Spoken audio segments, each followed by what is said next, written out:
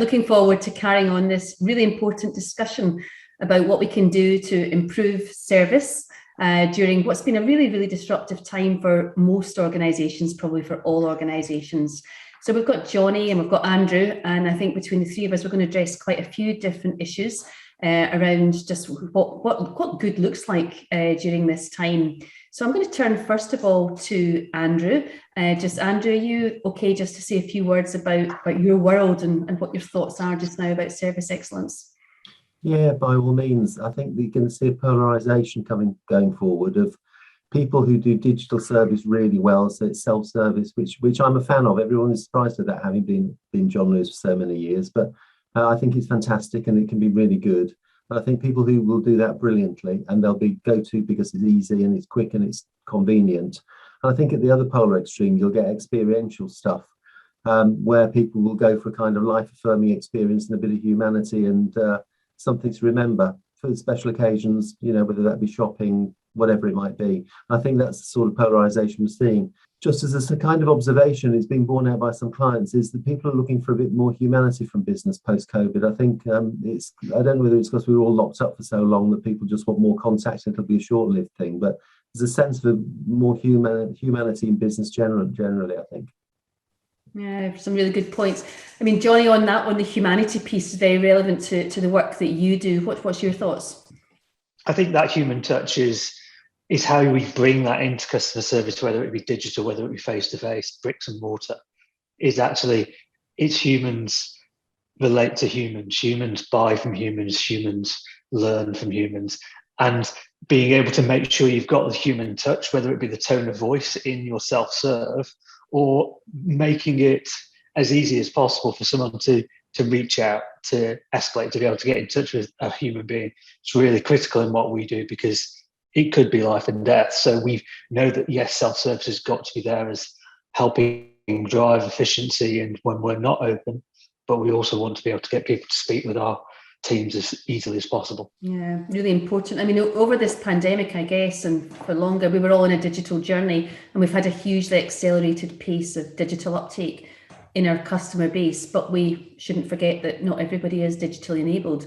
What do you think that the challenges then that are when delivering a digital customer service experience? What are really the main challenges? The biggest challenges we've had is, as a diverse and dispersed organisation, is trying to standardise.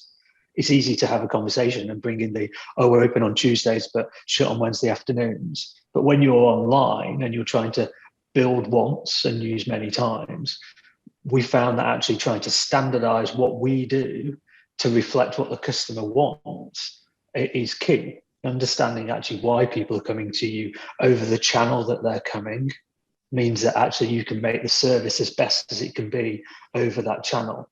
Quick and easy things like booking an appointment, people will want to do online, make it available for them.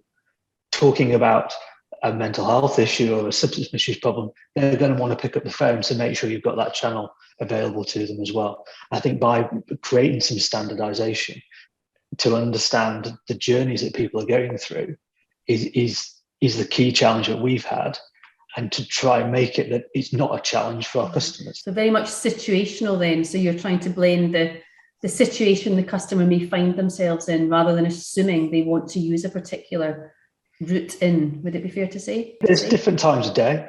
If you're awake with anxiety or worrying about a debt problem at night, you very unlikely want to pick a phone up and talk to somebody at that point. But actually, you might be looking at your phone and be able to say, actually, I've filled in a quick form. I know someone's going to get back to me in the morning, and here's some self-help on how to get a good night's sleep, some of our sleep hygiene content, or what is anxiety, or understanding an alcohol issue. That helps somebody straight away and know that they're going to get a call back in the morning. That blended time and place and need response is key.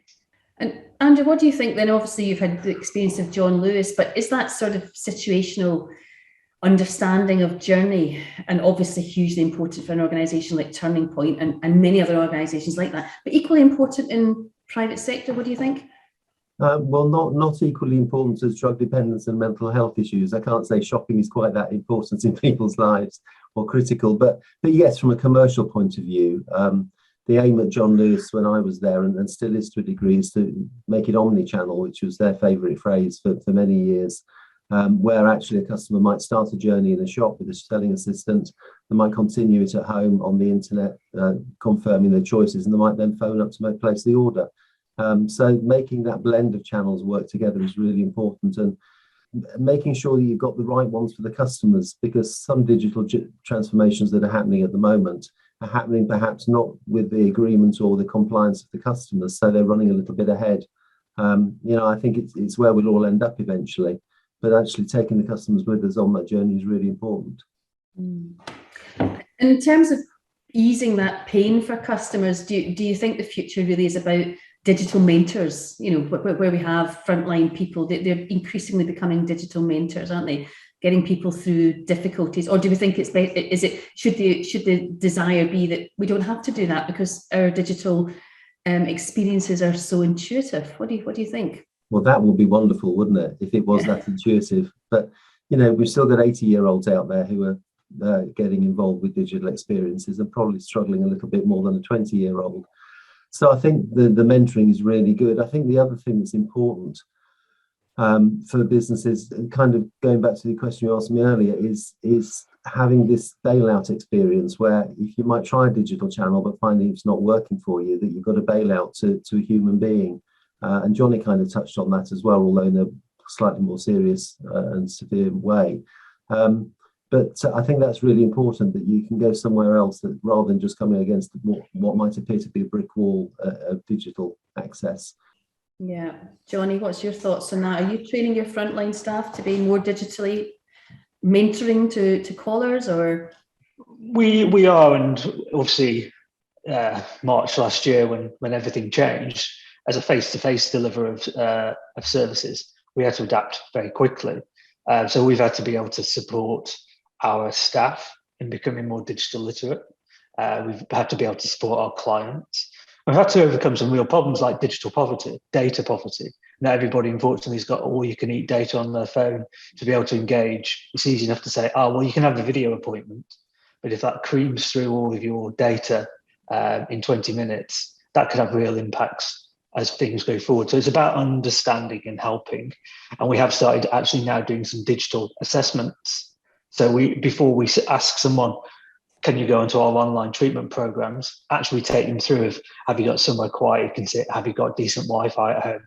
Have you got a device that you can do this on? Because one size doesn't fit all. We know that digital has massive benefits. That self-service that we talked about, but actually we don't want to reinforce the digital divide. We don't want to mean that the services that we offer are only for a few and not the many. So I think it's always something to take into mind. And we do have our peer mentors as well, who are people who have been through our services successfully or in recovery, have moved through into community services, and they're helping out their peers and taking them through that. And I think that's really important, not just hear it from our staff, but hearing it from people who've been through the services themselves.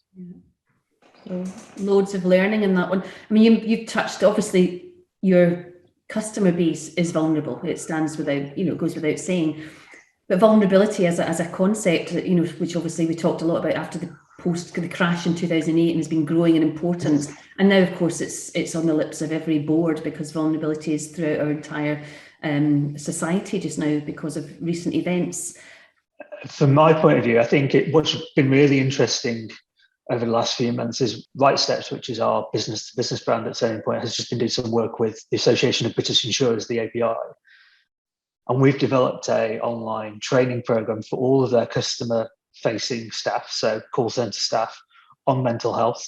So we've developed an introduction into mental health. So actually, when callers are calling in, we can understand, and the agents can actually have been upskilled digitally to be able to help and recognise when someone might be in a crisis and something might be going on. So within the insurance industry, I know firsthand that they are skilling up their staff to be able to work with vulnerable people.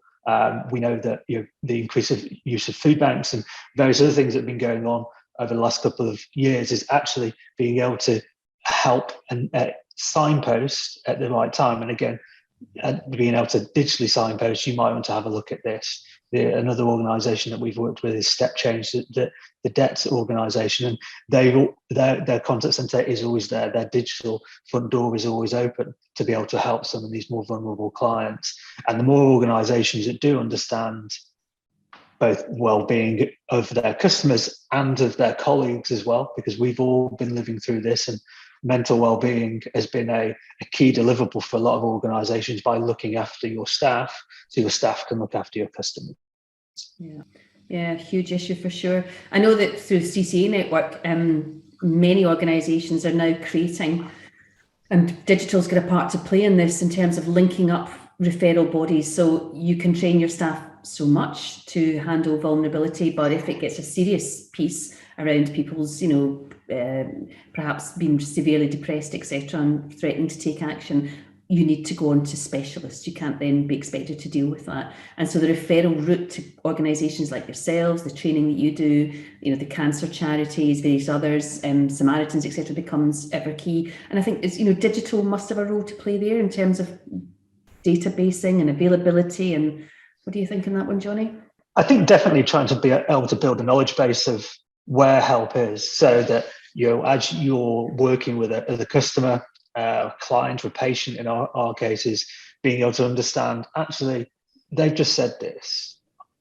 We don't do that, but here we are. Can I have quick access to a knowledge base in my CRM system or whatever tooling people are using to be able to say, maybe at the end of the call, I'll pass you this information on so that you can take these next steps. That ability to be able to signpost out is really important. And being able to try and keep an eye on everything that's going on in that space, it is nigh impossible. So if somebody can build that knowledge base, that library of help, then that would be really, really good. Yeah, absolutely. So in terms of obviously there was transformation going on pre-pandemic. We all know that there was a trajectory of change around customer service towards more digital, more experienced people at the front line, better sifting of what needs to be personalised, etc. What's that throughout this exercise, this large experiment, if you like? What are the main findings of transformation, Andrew? What do you think? What have we learned that perhaps we didn't know before?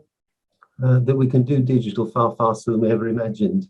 When it's full dollars, and you kind of think, well, that probably applies to a lot of other things as well, where there's some lethargy. And I think that people will be accepting of new things as well, because Zoom, I don't know what happened to Skype. I feel a bit sorry for them because they kind of got lost behind in this, but Zoom and Microsoft Teams, my goodness, they must have made a fortune out of this. If I'd have known what I know now, I'd have invested in shares in them much earlier. So I think that people can be flexible and adaptable. And I think that's been a real positive that's come out of this. Yeah. Johnny? I think speed has been really important. I know sort of April, May last year, me and my team who manage the digital platforms for our organisation were all of a sudden very much in demand, and it became pull rather than push. We had lots of initiatives underway, and I'm really glad that we did, because we were able to react very quickly. We were able to move to more self-service, more online self-help, move to more online treatment, move to video-based appointments. And all of that was really key. I think now the dust is settling, the question is, how will things return to normal? And will that transformation be able to stick? I'm in the office here today and it's empty. There's 5 people in here instead of 130. So that's the big change, is that people can now deliver high quality service from their homes. They don't need to be traveling. They don't need to be doing.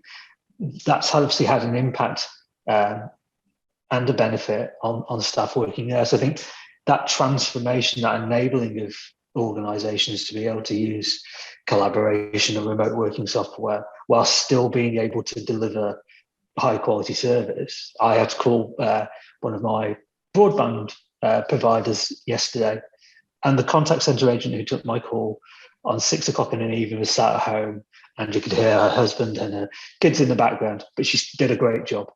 And for me at that point in time as a customer, that was really, really critical, that everything else that was going on around, the technology was there, the transformation had happened, that service could be delivered to me from wherever that individual was. And that I think is possibly the key transformation that we'll all start to see how does that continue. Whether people are going to start coming back to bricks and mortar services, whether people want to start coming back and seeing things. As Andrew said earlier, we're human. People want that human touch and are starting to try and reach out for it. But I think is you will see is people will always expect all the digital tools that have been there for the last 12 to 18 months to be there going forward. And the creation of choice. So that's created a choice for us all. And I think the customer is going to expect us to continue to transform to create more choice. Absolutely. And again, as customers, we're all now much more digital because we've had to be through things like booking tests or, COVID, booking our vaccinations, all these kind of things that people perhaps in the past didn't do. And they've pretty much, they've experienced some good services and some bad services. So that gives us this benchmarking, doesn't it? What do you think's next? Is it more of that pace of change, or do you think things may settle, or should some things spring back that perhaps we thought might not? What's your thoughts on that, Andrew? I think what Johnny said earlier is absolutely right, that there'll be a degree of the dust settling now, and some things will stick, hopefully the best things, and some things might fall by the wayside. I can't imagine the pace of change continuing because that was an extreme situation, unusual. And I think as well, this polarization is going to be key, but I think polarization in terms of the whole service experience of either being digital and easy and fast or experiential. Johnny? For me, I think there's something goes beyond the human element, is being able to start to drive some automation and start to be able to drive a little bit of how can we have the technology help our humans, being able to get the support, perhaps predict when we're going to be busiest to make sure we've got more people available to help, and start to be data driven and a little bit clever around it. I think for me, what's next is conversations. As an organisation that's been talking to people since 1964, we're very clear that conversational interfaces are really key.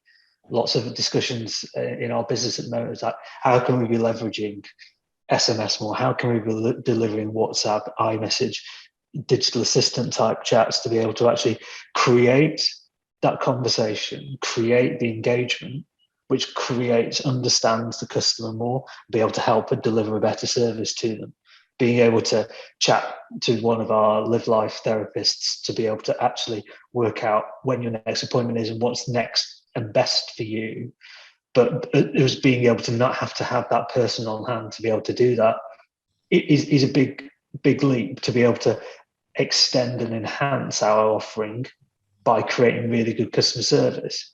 And for us, creating that good customer service, we very rarely use the term customer in our organisation. The people we support are key to us. By being able to support those people, if they then spot someone in their family or their circle or elsewhere who's got a similar issue, they know where they can turn and where they can point them to, and that helps people on the journey. I think we all know that good customer service breeds recommendations, and that's really important for us to be able to enhance that as well in healthcare, because we want people to recommend us. So it's about continuing. That's next. It's one of those things that's never finished, is it? So what's next is more of the same. Yeah. So I think we've all agreed we've been kind of shunted along accelerated pace of change for the last 18 months. And I think, as Andrew said, that pace can't continue. But what must continue are the learnings that we've all had. And also, I think there's been a lot of brave decisions around digital, that people are doing things that they just didn't think they would be able to do before. Within organisations, the blocks have been removed, better decision making, all that sort of stuff, and long may it continue. So so thank you for that discussion, guys. I'm going to hand back now and say thank you very much. Thank you.